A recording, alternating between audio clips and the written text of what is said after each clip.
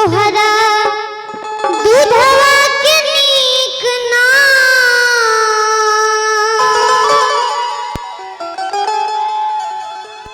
तोहरा दूधवा के नीक ना दियाई रे माई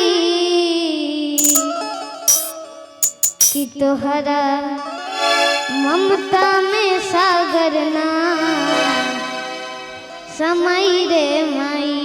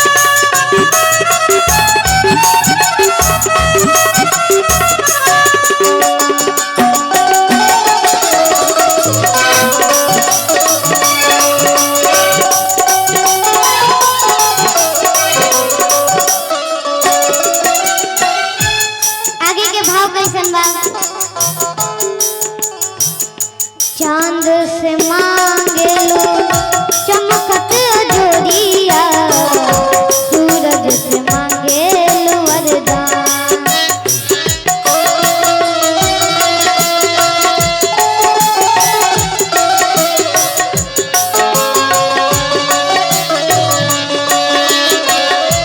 हमारे सनी भैया जी की तरफ से बहुत सारा पुरस्कार है। चांद से मांगे लो चमकत जोड़िया, सूरज से मांगे लो वरदान।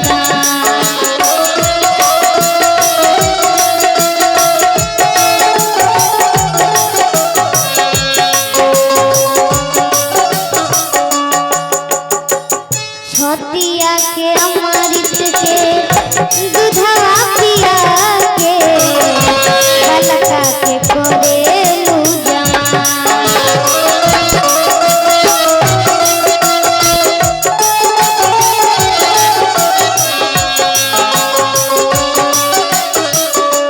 बहुत पुरस्कार हमारा अजीत भैया जी की तरफ से आई। चांद से मांगे लो चमकत जोड़िया, सूरज से मांगे लो वरदान।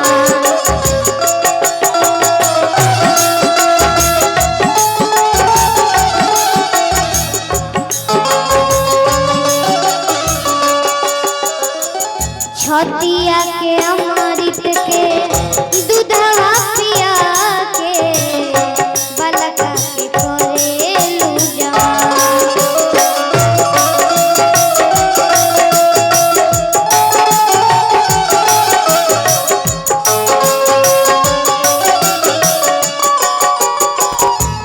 गाना के अंतिम भाव अरविंद अंकल जी रो रहे हैं आज।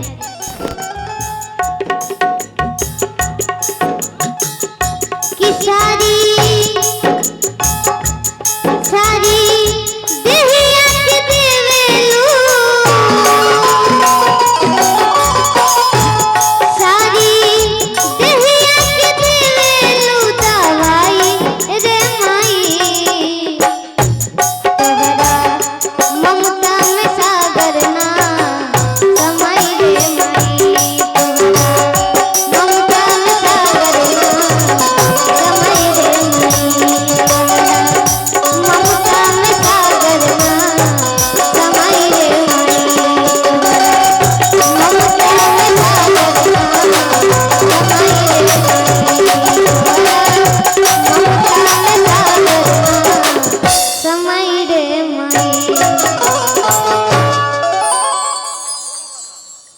भोला बाबा जी के तरफ से बहुत सारा पुरस्कार आयल लखा राजा जी के कोरवे में जवान होके दी ओकरे हम दूसरा भाग गावतनी।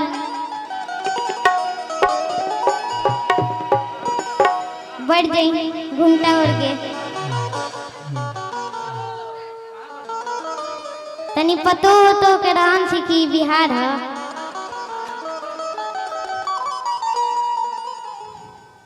रतिया पहिला कहो पहिला मिलनवा भाग से भेटाइल बारे सजन के सजनवा। उठा लिए करेंगे